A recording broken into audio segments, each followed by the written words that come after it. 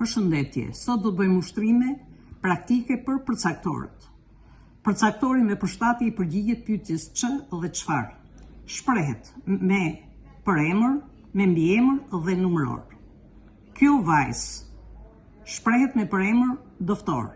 Ngjarje gazmore shprehet me mbiemër të panyshëm. Kati i tretë shprehet me numëror rreshtor. Përcaktori me drejtim i përgjigjet pyetjes i kujt ose e kujt. Shprehet me emër të rasës gjinore. Për shembull, bukuria e Hanës, pamja e liqenit, me emër, për emër, pa parafjalë.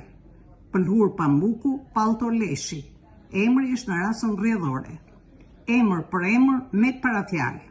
Vjesht, pa shi. Ver, pa lule. Emër i rasës kallëzore. Përcaktori me bashkim i përgjigjet pyetjes sa. Shprehet me përemër.